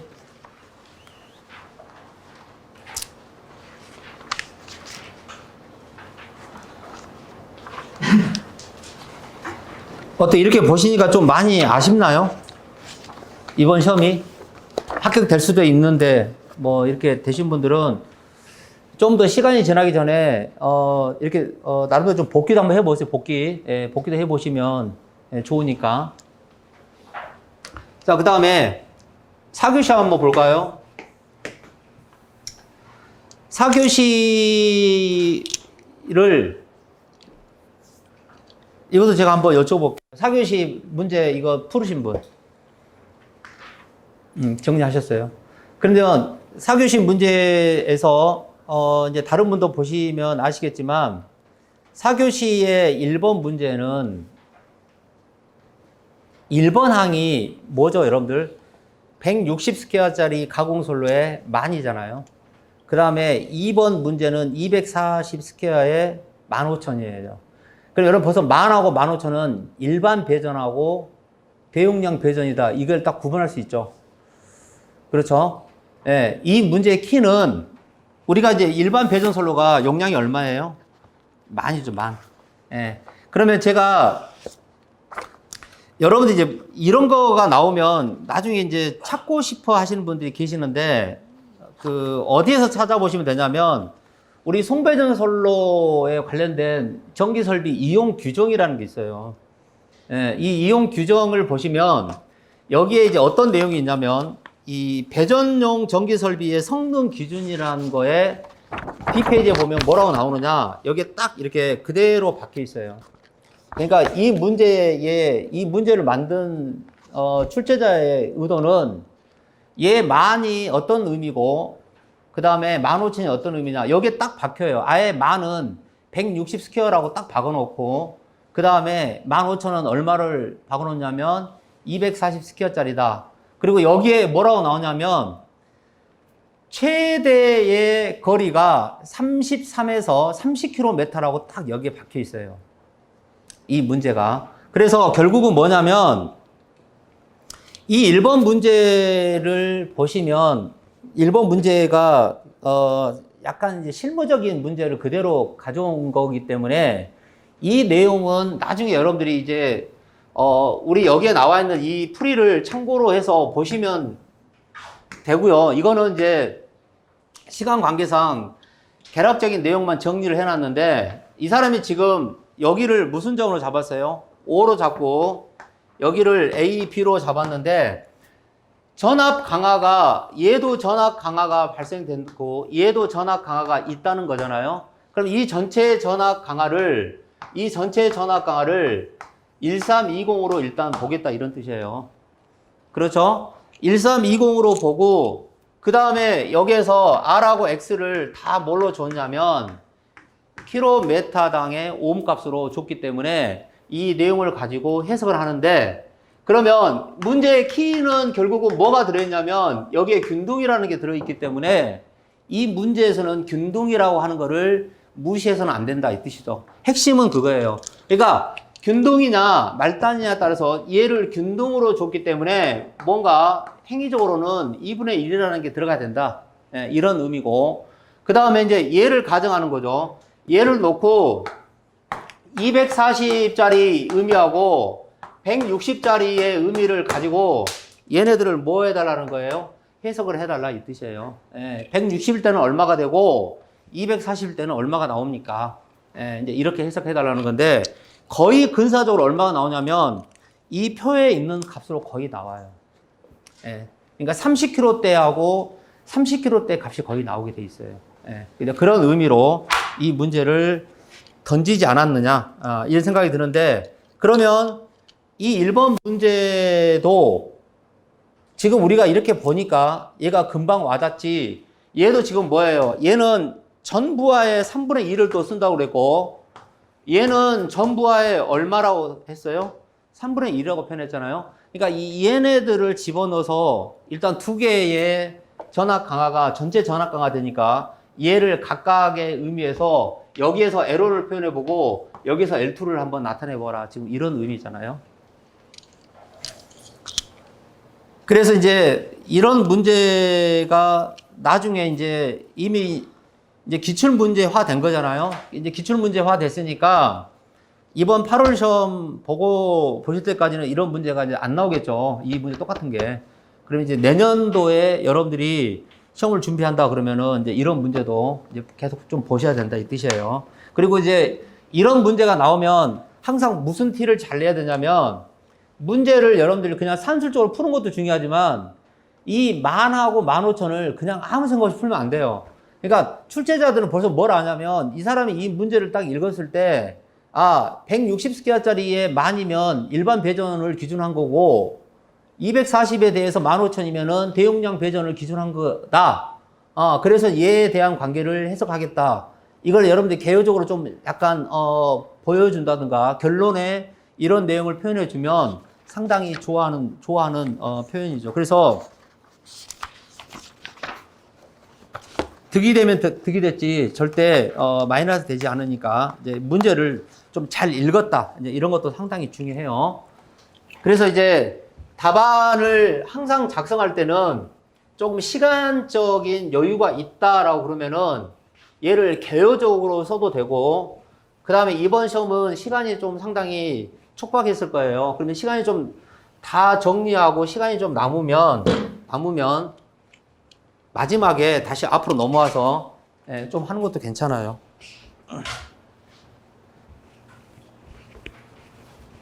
자, 그 다음에 2번 문제는 가볍게 여러분들이 읽어보시면 좋은데, 일단 2번은 비선형 부하가 연결된 배전 계통에서 중성선의 과부하 원인 및 역률 저하 현상에 대해서 설명하라 이렇게 돼 있으니까 일단은 선형하고 비선형의 관계는 다 아시죠? 선형 특성은 어떻게 되고 비선형 특성은 어떻게 되느냐. 그 다음에 배전선로에서 중성선의 과부하 발생 원인하고 역률 저하의 현상에 대해서 설명하라 이렇게 줬기 때문에 일단은 2번 문제를 선택하려면 어떻게 얘를 구성해야 되느냐, 이제 이런 것들부터 이렇게 개요적으로 들어가고, 그 다음에 두 번째 문제는 뭘 표현해야 되는 거예요. 이 개요적인 안에 여러분들 선형 특성은 이런 특성이고 비선형 특성은 지금 이런 특성이잖아요. 근데 지금 이 부하가 비선형일 겁니다. 비선형. 그러면 우리가 이렇게 주어지면 이게 IRV 관계에서 R은 I분의 V, 이게 선형 특성을 해석한 거잖아요. 그러면 이렇게 계산하면 얘는 뭐예요? 비선형을 해석한 거잖아요. 그러니까 비선형은 어떤 특성을 갖고 있습니까? 그러면 이 사람이 지금 던진 게 이 비선형이 이 어떤 원인이 일어나고 이런 선형적인 부하가 있을 때하고 비선형적인 부하가 있을 때 가정하는 거죠. 어떻게 가정하는 거예요? 이 중성선에 얘네들이 어떻게 부하가 여기에 연계가 됐느냐. 그래서 이 중성선에 어떤 문제가 발생하느냐, 지금 이걸 던진 거 아니에요?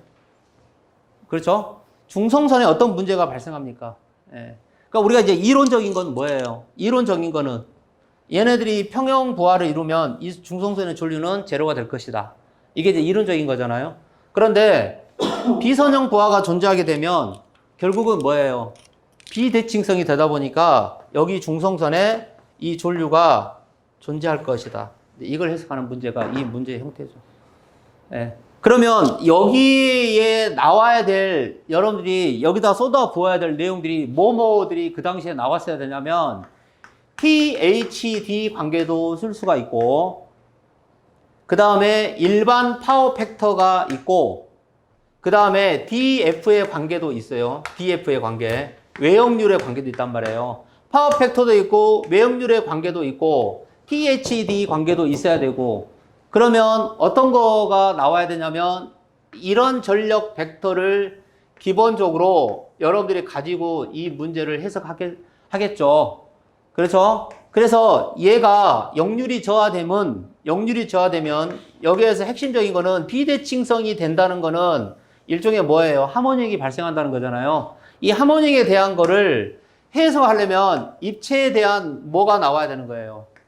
입체에 대한 벡터가 나와야 되는 거죠. 그러니까 이 입체에 대한 벡터가 나오려면 이 S값까지 표현하는 이 벡터가 나와서 S에서 뭐가 되냐면 S'으로 해석이 되는, 즉 P와 H와 Q의 관계를 가지고 해석해야 된다. 그래서 얘를 강조하는 형태를 표현해서 얘 때문에 뭐예요? 역률이 저하됩니다. 이렇게 해석해야 된다는 거잖아요. 예, 내용을 풀어가야 된다. 그러면 대책은 뭡니까? 지금 이 사람이 대책을 물어봤어요? 안 물어봤어요? 여러분 이제 2번 문제가 이런 케이스예요. 이 사람은 지금 대책은 안 물어봤지만 이거는 지금 여기서 손을 대면 안 돼요. 만약 여러분 시험장이었다면 언제 손을 대느냐? 문제가 다 끝난 다음에 여러분 4개를 다 선택했어요. 그리고 나서 돌아와서 이 대책을 쓸 거를 조금 공간을 남겨놓고 다시 돌아와야 돼요. 이거 여러분 대책을 지금 예를 들어 물어보지 않았는데 대책을 쓰는 시간을 한 10분 정도 여기서 소요했다 그러면 이건 득점하고는 그렇게 여러분들이 보장을 못 받아요. 그러니까 대책은 쓰면 좋은데 대책은 언제 쓰는 거냐? 나머지 내가 내 문제를 다 채우고 나서 시간이 남으면 그때 돌아오는 게 좋아요. 항상 이런 시간의 관계를 잘 해석하시기 바랍니다.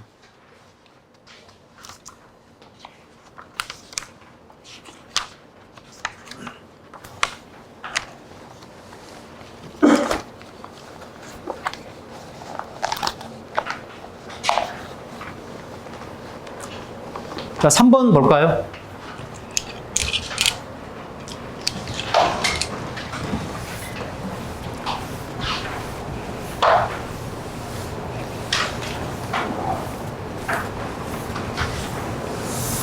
자, 3번은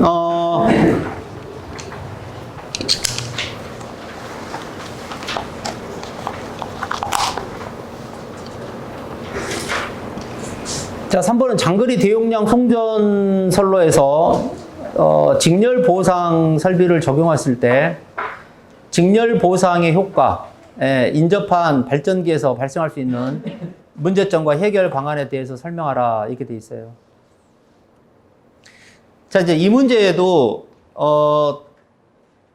문제를 이렇게 보시면 아시겠지만 일단 장거리 대용량 선로가 있고 그 다음에 직렬 보상 설비를 적용한다고 그랬고 그 다음에 이 적용을 했을 때 효과가 뭐가 있었고 그 다음에 인접한 발전기에 발생할 수 있는 문제점과 해결 방안에 대해서 설명을 하라 이렇게 이제 돼 있는 거잖아요.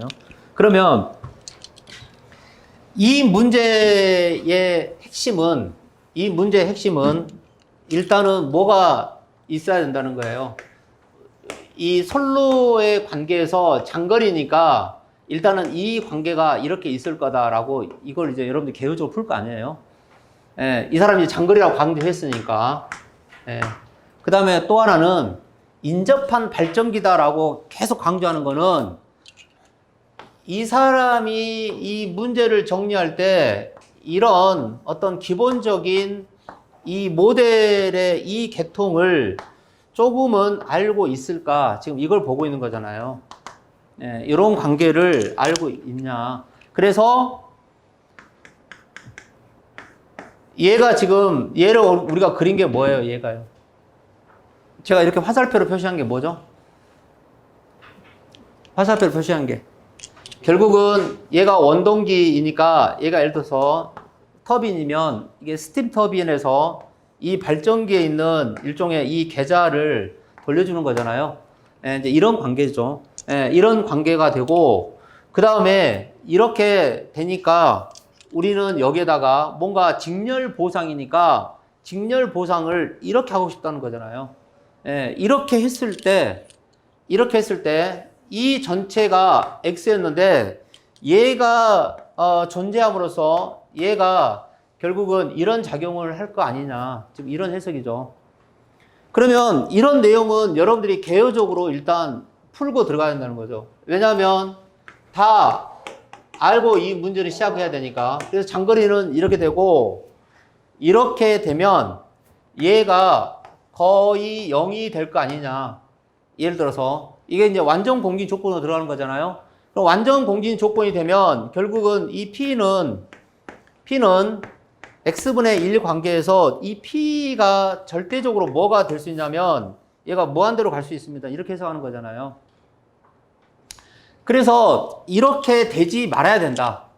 예, 이렇게 되지 말아야 된다라고 해석하는 게 바로 얘를 이렇게 주겠다는 거 아니에요? 그렇죠? 이렇게 가야 되겠다. 그래서 이제 이렇게 돼 있는 거를 우리는 이렇게 돼 있는 거를 직렬 공진이 발생하니까 얘를 뭔가 제어의 특성을 줘야 되겠다. 예, 그래서 사이리스터 스위칭을 가지고 TC-SC로 가면 조금 낫지 않겠느냐. 그러면 이 TC-SC는 누구입니까? 예. 이게 일종의 팩트 아니에요?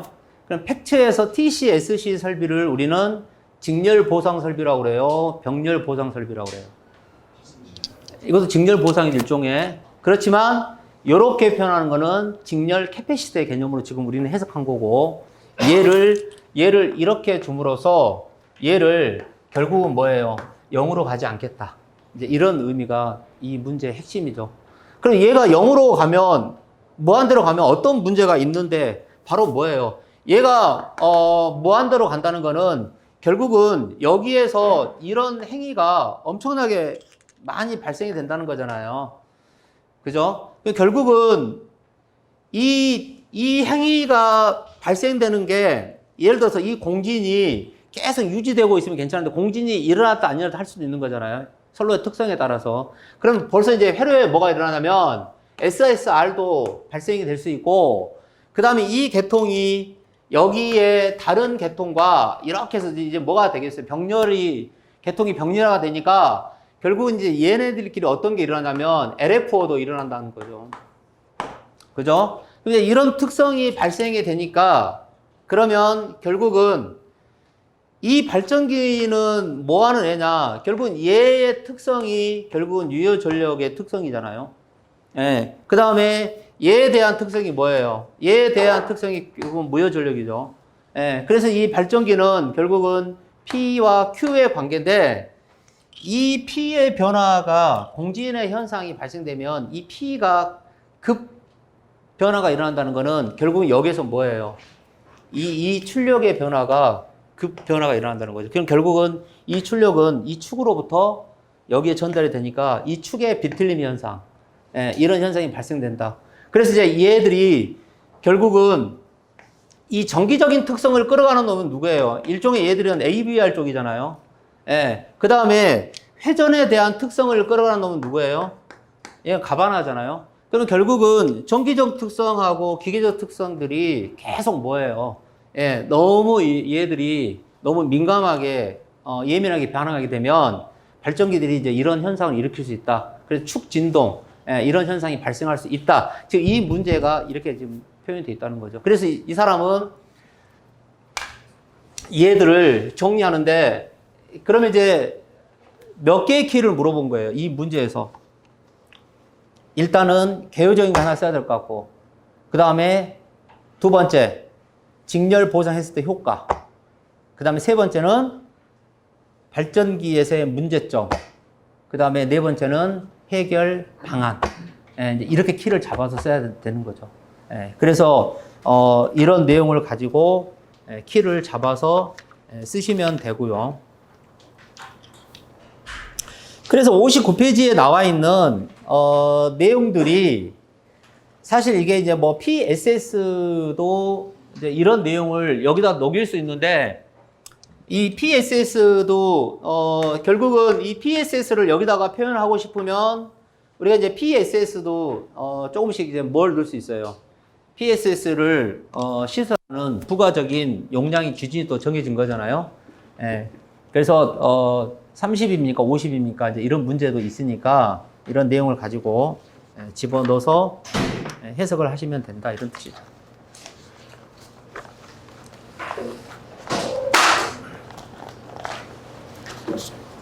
자, 여기까지 됐고 오늘 근데 오실 때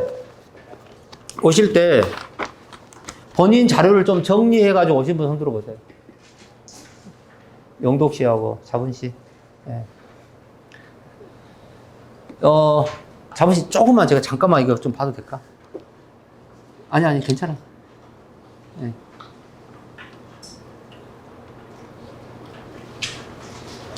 아니 제가 이거 공개하려고 하는 게 아니고 아무거나 하나만 줘봐요. 예.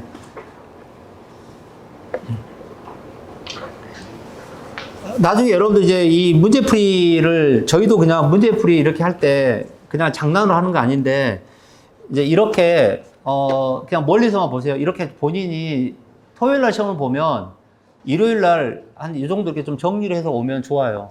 예. 그래서 이걸 이제 복기라고 그러는데 이제 이렇게 복기를 하면은 내가 이제 어떻게 이 답안을 썼고 앞으로 이제 어떻게 가야 될 건지 이게 이제 금방 나오죠. 그러니까 이번에 뭐 합격은 하셔야 되겠지만 불합격을 해도 다음 차 시험에는 이제 어떻게 방향을 잡아야 되는지 금방 알 수 있는 게 이제 이 복기가 좀 필요해요. 그래서 제가 이제 몇 분이 그런 복기를 하신 분들이 계시는데 일단 복기는 좀 필요해요. 그래서 나중에 좀 기회가 되면 여러분들도 복기를 한번 좀 해보시는 것도 괜찮지 않느냐 이런 생각이 듭니다.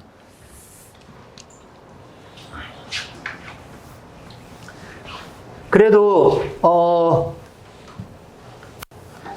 이렇게 유튜브로 보지 않고 직접 이렇게 현장까지 나오셔가지고 관심을 가져주신 거에 대해서는 상당히 고맙습니다. 고맙고 아마 굉장히 좋은 결과가 있으실 거예요. 여러분들 이제 이렇게 좀 열정이 있으시니까.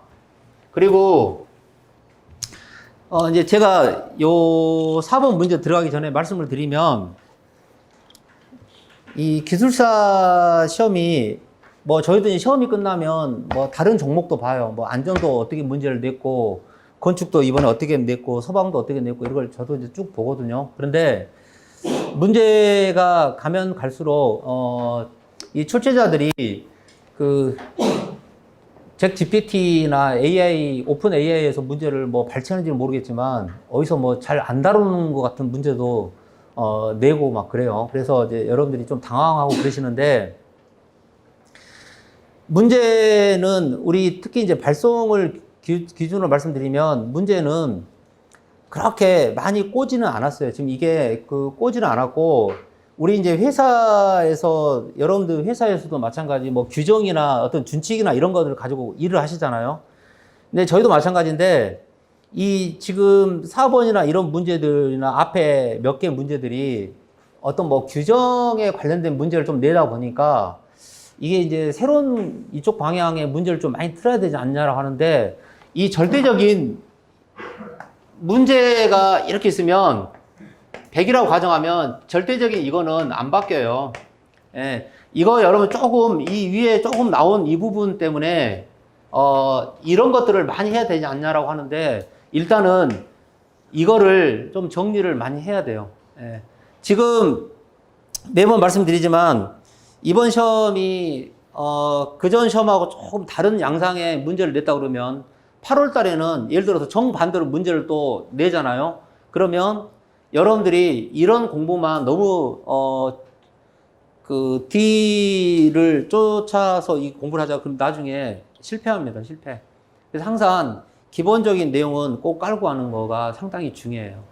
그게 된 다음에 문제의 응용이 좀 있다. 이렇게 보시면 되고요. 그래서 이번에 뭐 다 아시겠지만 이 출제하는 이 공단도 조금 뭐 이번에 기사 쪽에서 좀 잡음이 있고 막 그렇잖아요. 지금 굉장히 어수선하고 그러니까 요때 문제를 그 불합격을 만약에 하시면 다시 원래대로 준비를 하시고, 그 다음에 8월달 시험이 지금 굉장히 촉박해요. 사실 8월달 시험이 굉장히 촉박하고 며칠 남지 않았어요. 사실 따지고 보면 뭐 내가 이번에 절대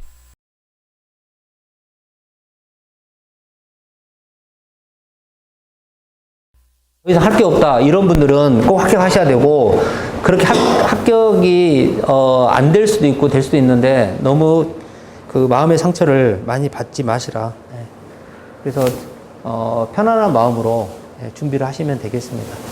4번에 자, 우리나라 전력 계통에 연계된 신재생 발전에 대해서 다음 설명을 하라. 신재생 발전의 특성은 뭐고, 신재생 발전기의 증가가 전력 계통에 미치는 영향은 뭐고, 계통 연계의 기술 기준은 뭐냐, 이제 이렇게 나와 있는데, 사실 이제 우리가 이 4번 문제를 보면 3번부터 거꾸로 보면 계통 연계 기준이 뭡니까, 이제 이런 내용이 있고, 그 다음에 신재생 발전기가 증가가 되면 전력 계통에 미치는 영향이 뭡니까, 이제 이런 게 있는데, 그러면 다시 1번에 신재생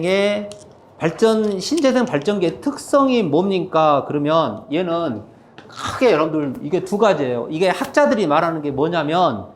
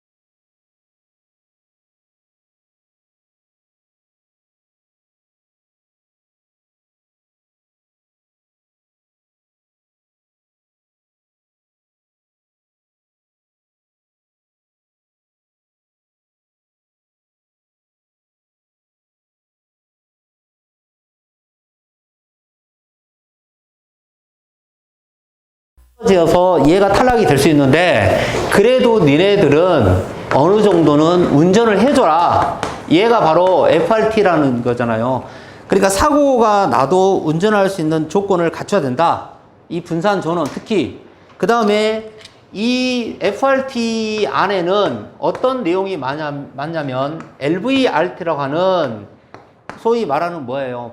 전압이 저하가 되더라도 운전할 수 있는 능력이 있어야 된다. 이제 이거를 강조하는 게 이 4번 뒤에 있는 문제들이 이제 그런 문제 형태예요. 그래서 여러분들이 이 4번 문제는 앞으로 이제 이런 문제가 몇 번 나왔으니까 결국은 뭐냐, 이 변동성이라는 게 뭐고 불규칙성이라는 게 뭐냐, 이제 이렇게 표현하는데, 이 변동성은 있잖아요.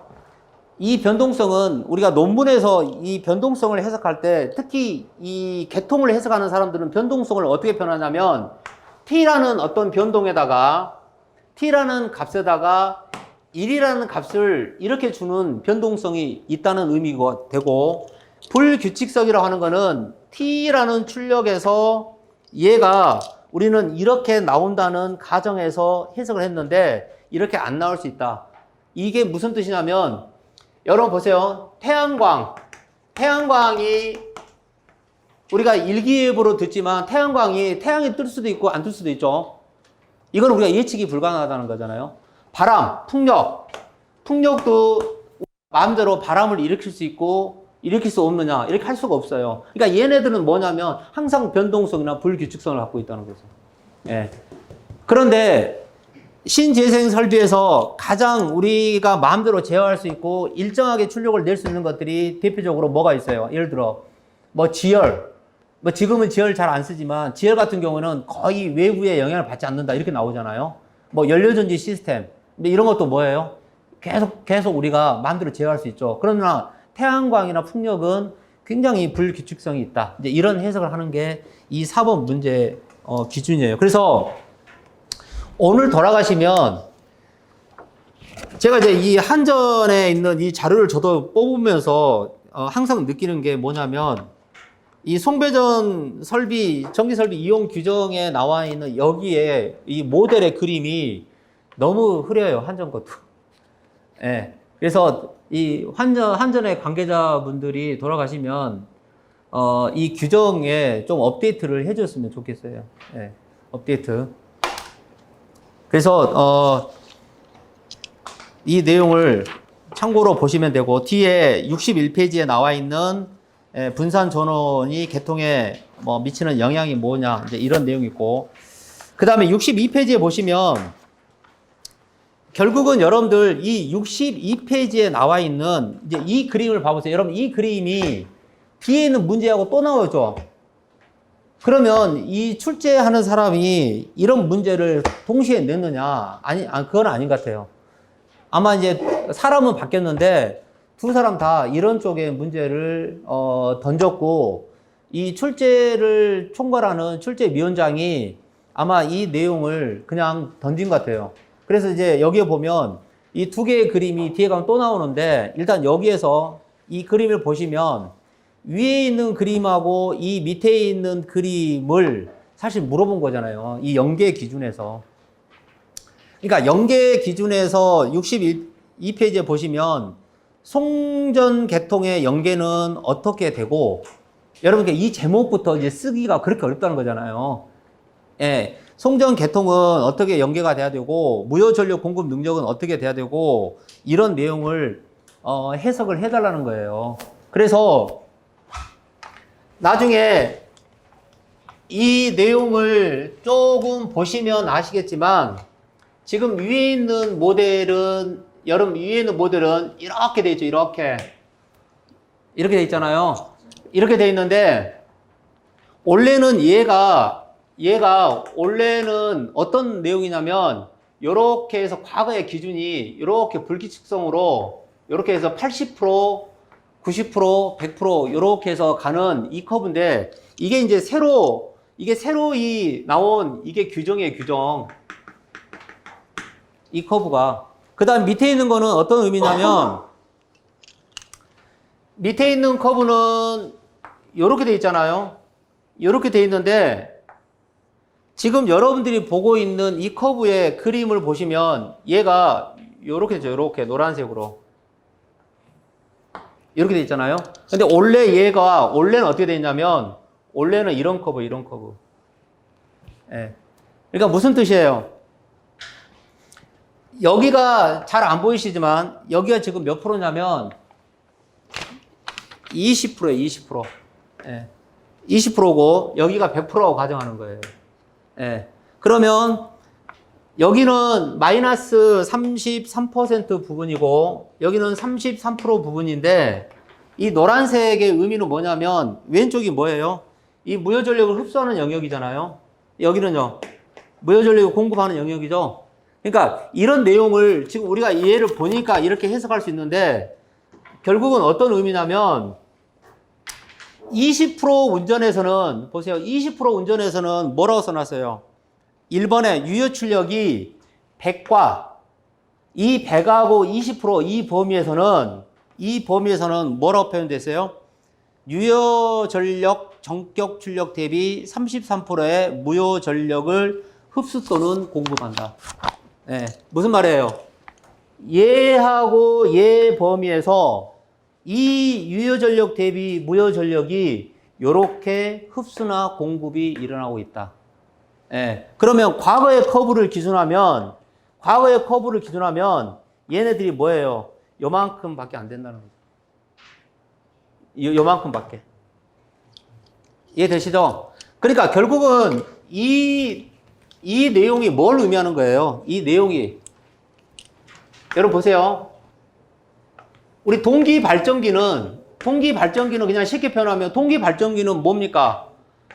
동기 발전기는 여러분 이거 간혹 출력 곡선하고 아주 유사하잖아요. 이렇게 뒤집으면. 그렇죠? 그러니까 동기 발전기는 결국은 여기에서의 영역은 P-JQ의 영역인 거잖아요. 그렇죠? 여기에서의 영역은 뭐예요? P 플러스 JQ의 영역이란 말이에요.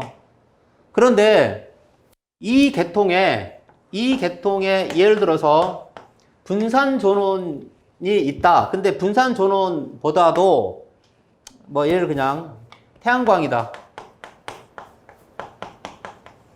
그러면 이 태양광이 되게 되면 얘네들이 결국은 이 태양광 설비가 이 계통에 무효 전력을 적절하게 공급할 수 있냐 없냐. 예. 그러니까 얘네들도 무효 전력을 공급할 수 있는 능력이 있어야 되는 거 없어야 되는 거예요. 있어야 된다. 예. 그래서 얘네들이 이 계통에 연계가 됐을 때 어떻게 이 기준을 정해야 될 거냐, 이런 문제가 여기에 나와 있는 이 형태의 문제죠. 그래서 이렇게 전의 해석과 노란색의 이 해석을 다 하면 좋은데, 이게 이제 우리 한전 이 규정에 보면 한전에서도 요 하얀색은 아예 그리지도 않았죠. 그러니까 새로운 규정이니까 요 노란색 해석만 해놓은 거죠. 예.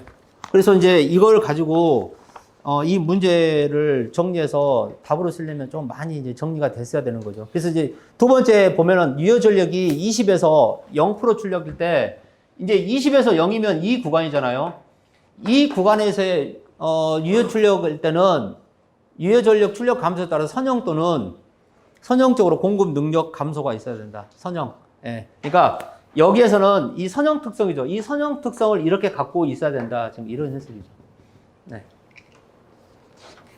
그래서 4번에 스테콤하고 SVC가 있다. 이런 뜻이고. 그 다음에 63페이지에 나와 있는 무효 전력 제어의 능력은 이거는 뭐 저번에 했던 거예요.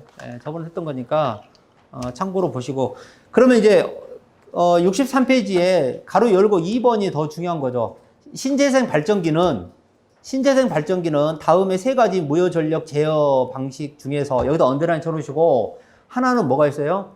일정 무효 전력 출력 제어.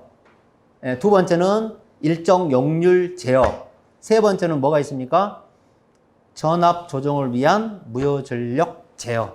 이제 이런 내용이 있는데, 이제 다음번에 이런 문제가 나올 때는 이제 또 10점짜리로 던지겠죠. 10점짜리. 그래서 요 내용이 있었다. 이렇게 보시면 되고. 그 다음에 5번에 보시면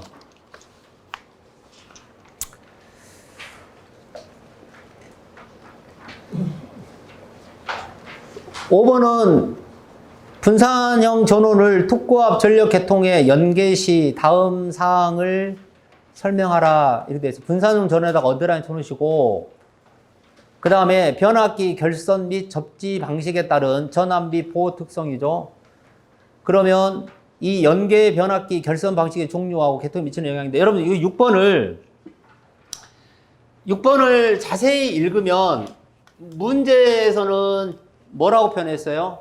문제에서는 분산형 전원을 이렇게 했잖아요. 그러면 그냥 봅시다. 우리가 아까 형태의 그림하고 이게 이제 동기 발전기고, 요렇게 해서 이 분산형 전원은 지금 이거잖아요. 그러면 동기 발전기도 결국은 이 계통에 연계용 변압기가 이렇게 있듯이 얘도 변압기가 이렇게 있을 거 아니에요. 그렇죠? 그러면 우리 동기 발전기도 일반적인 전기자 권선의 결선은 주로 어떤 결선을 많이 쓰죠? 여러분 이변이 없는 한 다 이렇게 그림을 그리시죠? 이변이 없는 한. 얘가 무슨 결선이에요? Y죠, Y. 전기자 권선이 Y. 예, 계좌는 어디에 있다? 계좌는 여기 있다고 가정하는 거죠. 이게 이제 회전 계좌형이 되는 거잖아요. 그러면 얘는 이변이 없는 한 어떤 변압기가 오는 게 맞아요. 얘가 Y니까 델타가 오는 게 가장 이상적이죠. 그 다음에 얘는 Y가 되죠. 그 다음에 이렇게 가서 여기 계통에서 이제 뭐가 되는 거죠? YY 델타로 이렇게 가자. 이렇게 계통이 구성되는 거잖아요. 그럼 계속 뭐가 되는 거예요? Y 델타 이렇게 가는 형태죠. 예, 이렇게 하는 이유는 파형의 개선, 예, 파형의 일그러짐 방지, 예, 전력의 품질, 그 다음에 미상, 이것도 이제 다 고려되는 거죠. 그래서 이 계통을 이렇게 접지를 하게 되면 문제가 있다. 근데 우리는 이렇게 하고 싶어. 그죠? 이렇게 해야 돼. 왜 이렇게 합니까? 절연비도 낮춰지고 다 좋아요. 그런데 이렇게 하게 되면 왜곡이 있어. 그래서 왜곡이 있으니까 뭘로 커버하자? 델타로 하자. 이 뜻이죠. 예, 이렇게 델타로 하게 되면 뭐도 연결하기 좋아요? 컴펜세이터도 연결하기 좋다. 이제 이런 관계를 해석하는 거죠. 근데 항상 접지를 한다는 거는 우리가 고조파 중에서도 어떤 고조파를 고려해야 한다는 거예요? 3고조파를 어떻게 할 거냐? 델타로 했을 때는 어떻게 할 거냐? 이런 거 해석인데 이 사람은 이 문제에서 분산 전원을 이 계통에 연계하는 방법을 지금 물어본 거예요. 그러니까 결국은 이 분산 전원도 Y로 일단은 운전을 하겠다. 그럼 얘가 Y가 됐을 때 얘를 델타 Y로 이렇게 가는 계통 연계 방식이 있냐? 아니면 여기를 Y 델타로 가는 방식이 있냐? 이거를 해석을 해달라는 문제가 이 문제의 내용이 아니냐. 이런 생각이 딱 이 문제의 형태하고 맞죠. 그래서 5번 문제는 우리 교재에 그대로 있어요. 어떻게 있냐? 65페이지에 보시면 요렇게 하시면 돼요. 그냥 요렇게 하면 뭐가 돼 있어요? 연계용 변압기 결선 방식은 지금 여러분 보세요. 어디가 연계용 변압기예요? 이게 얘는 분산 전원이라고 있죠? 얘는 분산 전원이면 얘가 연계용이죠. 이 연계용 변압기를 이렇게 옆으로 그리면 얘는 Y고 여기는 델타고 얘를 Y로 즉 접지로 하겠다. 예. 그래서 얘를 이렇게 했을 때 장단점이 뭐냐? 이제 이걸 써달라는 거잖아요. 예. 그러니까 이게 저는 이제 여러분들이 받아들이실 때는 조금 뭐 이해가 안 될 수 있는데 교재에 있다라고 말씀드린 건 뭐냐면 교재에 이렇게 있어요. 교재에 있고 그 뭐 옛날의 교재가 아니고 지금 최근에 우리 강의 나왔던 교재에 있다. 근데 사실 이 문제를 본인이 잡으려고 하지 않으면 똑같은 문제가 나와도 어렵죠. 그 다음에 뭐에서 어렵냐면 여러분들이 이제 나중에 학습을 하실 때 제일 중요한 거는 문제를 정확하게 읽는 습관이 아주 중요합니다. 우리는 항상 문제를 대충 읽고 풀이집을 먼저 보는데 문제를 정확하게 읽는 습관이 굉장히 중요해요. 문제를 정확하게 읽지 않으면 내가 방향성을 잡기가 굉장히 어렵다 이 뜻이에요. 그래서 여기에 나온 것처럼 Y를 기준으로 해서 두 번째 그림 보세요. Y를 기준으로 할 때 이번에는 YY로 놓고 해석하는 거잖아요. 예. 그다음 세 번째는 뭐예요? YY 델타. 예. 얘네들의 장단점을 해석해 달라. 이런 내용이에요. 그래서 이것도 지금 2번 이상 이제 우리 지금 기출로 나온 거잖아요. 2번 이상 나왔으니까 이제는 얘도 이제 횟수가 어느 정도 좀 됐다. 이렇게 보시면 되겠죠. 그 다음에 6번 문제는 앞에 있는 내용을 다시 또 낸 거죠.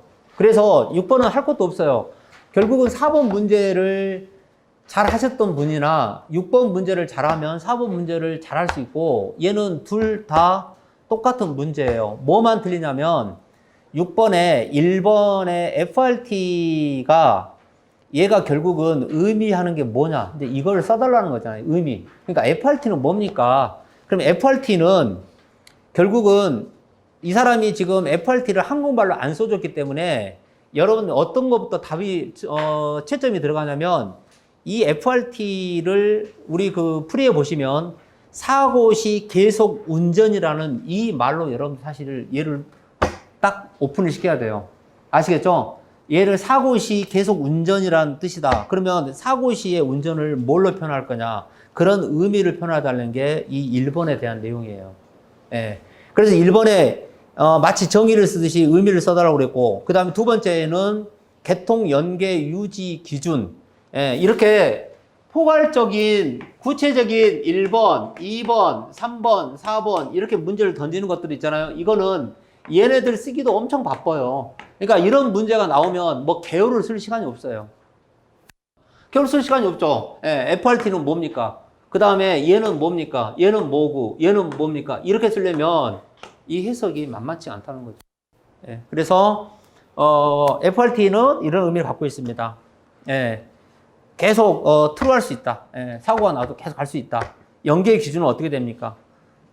그냥 무효 전력 공급 기준 능력은 어떻게 됩니까? 이게 뒷페이지에 나온 것처럼 이런 내용들이 이제 붙어줘야 되는 거죠. 그래서 4번하고 5번에 요 관련된 사항이 있고요. 아마 그 제일 마지막 71페이지에 나온 내용의 문제처럼 그 71페이지에 나와 있는 그런 모델을 여러분들 답안지 중간중간에 안 치신 분도 계실 거고요. 그래서 이제 이런 내용들이 있으니까 여기에 나와 있는 걸 참고로 해서 조금 더 보강을 하셨던 분도 계실 거고. 그래서 이런 내용이 그 이번에 이제 130회 때 그 3, 4교시에 대한 내용이다. 이렇게 이제 보시면 되겠습니다. 질문 있으면 질문을 좀 받겠습니다.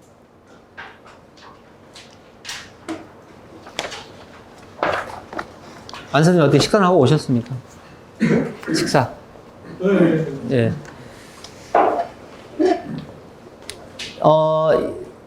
이제 뭐 어차피 뭐 질문을 안 하신 분들도 뭐 물론 이제 질문을 뭐 일부러 안 하실 수도 있고, 그 다음에 뭐 질문해서 뭐 하겠느냐 뭐 이렇게 하신 분도 있지만 어쩌겠습니까? 여러분들 그 기술사를 일단은 취득을 하면 좋아요.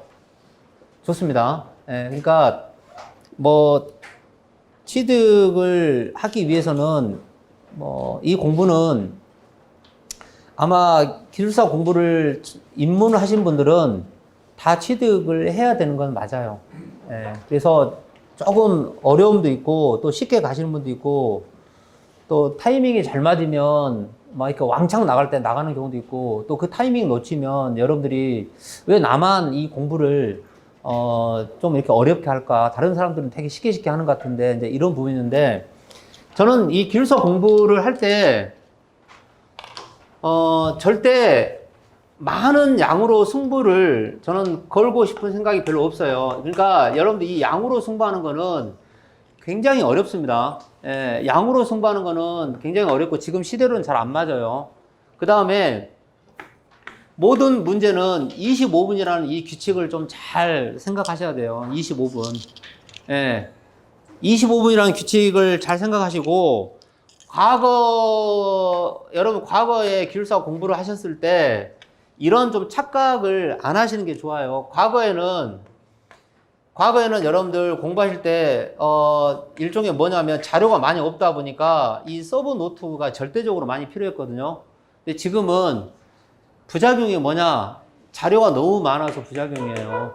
자료가 너무 많아서 부작용이 너무 많다고요. 그러니까 결국은 뭐냐면 지금은 서브 노트가 중요한 게 아니에요. 서브 노트가 중요한 게 아니고 핵심을 좀 가지고 와야 되는데 어떤 걸 많이 해야 되냐면 이 꼭지를 가지고 하는 연습을 꼭 많이 하세요. 꼭지. 꼭지. 그 다음에 기출 문제도 분석을 하실 때 기출 문제를 분석하라고 그러면 여러분 맨날 답만 찾으려고 그러는데 기출 문제를 분석하라는 게 무슨 뜻이냐면 기출 문제를 많이 읽어보세요. 기출 문제가 정말 여러분들 읽기가 이거 어려워요. 잘 안 읽어야 된다고. 근데 기출 문제를 꼭 읽어보시고 그리고 이제 이 기술사는 일단은 10개, 4개, 4개, 4개를 쓰는 게 반드시 중요해요. 그래서 제가 이제 5월달 시험을 대비해서 우리 연구반에서도 아침 10시부터 한 3교시 분을 계속 돌려요. 뭐 지독하게 돌리고 그러는데 그렇게 지독하게 돌려도 사실 쉽지 않단 말이에요. 근데 8월 시험이 이제 올해 마지막 시험이잖아요. 그러면 여러분들이 예를 들어서 작전을 잘 짜서 내가 될 것 같다라고 하면 공부하시다가 면접반에 가시면 되고, 안 될 것 같다라고 하면 공부를 어떻게 되느냐, 그건 여러분들이 선택을 잘 하시되, 이 공부는 취미로 해가지고는 절대 합격이 안 된다. 예. 취미로 할 것 같으면 다 취미로 해요. 근데 이 공부는 사실 취미로 하는 게 아니고요, 약간의 조금 뭔가 시간이 필요해요, 요령이. 그래서 8월 시험을 좀 대비를 해서 내가 다시 한번 가보고 싶다, 좀 당금질을 하고 싶다 그러면 6월 3일, 4일 날 저에게 오시면 되고, 그냥 나는 능력이 좋으니까 혼자 하겠다라고 하면 혼자 하셔도 돼요. 예, 그런데 근래에 합격자는 아시다시피 0명 나왔고 3명 나왔고 뭐 어디에서 이게 합격이 된다는 건 다 알고 계시겠지만, 중요한 거는 이 기술사 공부는 휘발성이 굉장히 강합니다. 예, 그래서 혼자 공부하면 취미로 공부할 수 있는 확률이 되게 높아요. 예, 그래서 혼자 하셔서 몇 년씩 끌지 마시고, 하실 거면 빨리 해서 단기간에 끝내는 게 낫지 않겠느냐. 매번 말씀드리지만 매 이 프리를 할 때마다 이 프리집을 취미로 모으신 분들이 많아요. 10년 이상씩 모으신 분들이 많은데, 그런 분들이 이 자료가 사실 부족해서 되는 게 아니잖아요. 근데 10년, 20년 모으는 분도 많아요. 근데 그런 분들이 합격을 빨리 하셔야 되는데, 또 반대로 그분들이 왜 이 공부를 포기하지 않고 계속 이 자료를 수집할까요? 그거는 그분들도 알아요. 이걸 뭔가 결론을 좀 내고 싶어 하는 분들이 많아요. 그래서 제가 그 협회 강의를 가면 우리 이제 연구반이나 기술사 합격하신 분들이 가끔씩 와요. 옆에 이제 감리 쪽에. 그럼 이제 저 보면 되게 반가워하는데, 어떤 분들은 저 보면 도망가는 분도 있어요. 왜냐하면 보고 싶지 않으니까. 그래서 이제 그런 분들은 대부분 아직까지 합격이 안 하시는 거죠. 그래서 오늘 아까도 말씀드렸지만 참석해 주셔서 감사드리고, 그 다음에 내일 모레까지만 좀 열심히 노시고, 일단 좀 놀아야지 어떻게 해요. 뭐. 그 다음 항상 우리는 발표가 꼭 나야지만 공부를 하잖아요. 어쨌든. 근데 이제 발표가 나기 전까지 뭔가 불안하다라고 하면 공부를 꼭 하세요. 여러분 본인 공부를 꼭 하시고, 그리고 발표가 날 때까지 그냥 완전히 휴식을 하잖아요. 그러면 다시 그거 어렵습니다. 여러분 이번에 나로 다 읽어보셨겠지만, 나로 여러분들 그 중간에 한번 연기된 다음에 거기 책임자가 뭐라고 했죠? 나로 이거 발사를 올해, 아니 이번에 하려면 뭐를 반드시 하지 말라고 그러냐, 이거 눕히면 안 된다고 그랬잖아요. 여러분 나로 이거 정비하려고 한번 눕히면 언제 얘를 발사할지 기약이 없다고 그러잖아요. 그럼 거기에 있는, 뭐 이런 말씀 드리면 그렇지만, 거기 있는 사람들, 몇 사람들은 집에 갈 사람들이 많아요. 그런데 그거 밤새도록 그 원인 찾아가지고 그대로 기립 상태에서 그대로 쏜 거잖아요. 그 정도로 뭐 비유하자면 우리 기술사도 사실 여러분들이 굉장히 어려운 공부를 사실 하고 있는 건 사실이에요. 이게 무슨 객관식처럼 막 잘 찍어서 이게 금방 효과가 나오는 공부가 아니에요. 그래서 얍삽하게 여러분들이 공부를 해야지만 이 기술사는 빨리 나갈 수가 있어요. 아시겠죠? 그래서 기술사는 제가 늘 말씀드리지만 이거 포기 못 합니다. 한번 여기 발을 딱 담그는 순간에 포기 못 한다고요. 그래서 꼭 합격하셔가지고 다른 장소에서 뵀으면 좋겠습니다. 자, 질문은 안 하시니까 저 혼자 떠들고 가도록 하겠습니다. 자, 수고 많으셨습니다.